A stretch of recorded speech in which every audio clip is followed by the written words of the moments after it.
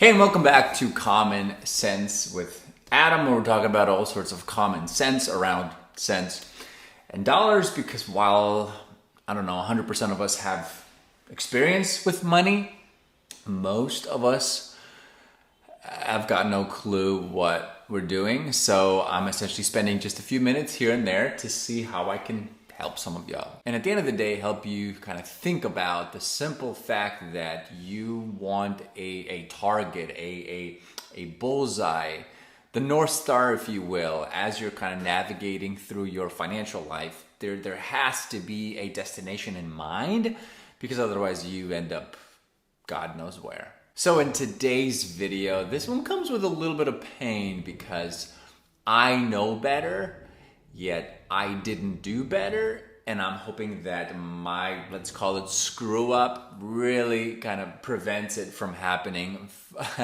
for you.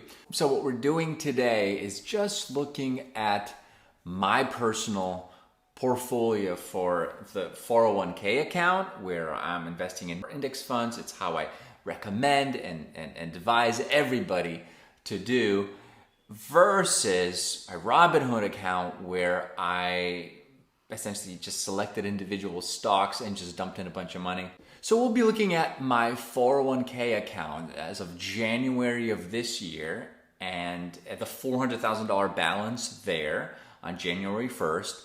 And then we'll be looking at my Robinhood account, where I've also had $400,000 where I selected individual stocks that I essentially purchased. So really the moral of the story here is going to be to show you like what it looks like if maybe you're trying to trust yourself with these individual stocks, like you're a genius, which is maybe what I thought of myself for a little bit, and just dumped in $400,000 that turned into, wait for it, you'll see, versus the 401k that also started at $400,000 this year. Well, it's an older account, but the balance was for $400,000 in January of this year. And we're gonna look at where it is now. What are we, 8 months later? Anyhow, without further ado, let's crack open the 401k account. Okay, here we are. So as you can see, I've got the year-to-date feature selected here. And if I'm going to the January 1st of this year, the balance is actually $429,000. And then we kind of see a dip a little bit here in March, late March, to $417. And then come down as low as $357.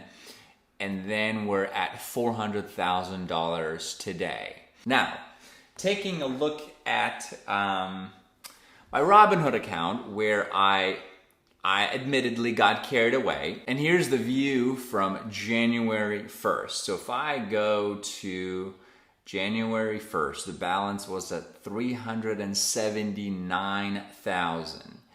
And then this, by the way, makes up some crypto. About, I don't know, 30% of it is crypto, and then the rest is stocks. So I guess I have both to blame.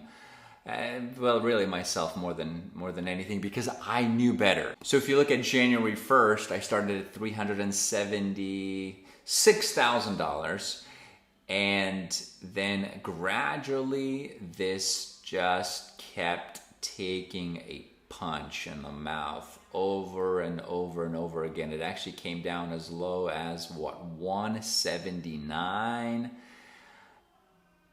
And then it jumped a little bit back up to 220 almost, and here we are again at $200,000. So a net loss so far is a 46, almost 47% in the hole. And if you do the math for the 401k, where it started at 430 and it is at 400 today, that's what, 7-8% less. And really, you know, this is kind of measuring how the recession, which is what I believe we are in today, has impacted some of these portfolio accounts. And I mean, at the end of the day, like, even as it relates to the Robinhood stocks portfolio, I mean, lesson learned, yes, not dumping any more money there.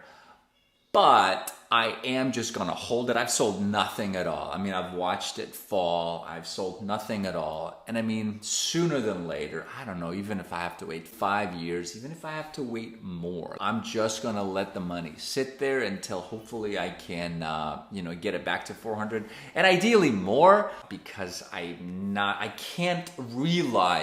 won't realize the loss. I just can't do that to myself. So I'll just wait it out. I don't need this money. It's just kind of tucked away. So we'll just watch the market, hopefully, pick up a little bit and things begin to look a little brighter again.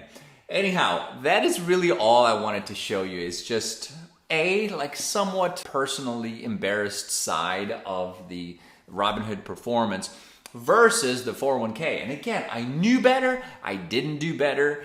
And, and that's kind of like the danger of these conversations, because even if you know something better as a result of listening to maybe a talk like this, it's one thing to know it, and it's a whole other thing to follow through with it. So may you have the cojones necessary to do what you know you ought to do. That is all today. Thanks for tuning in. Please hit subscribe and a like. That helps a ton.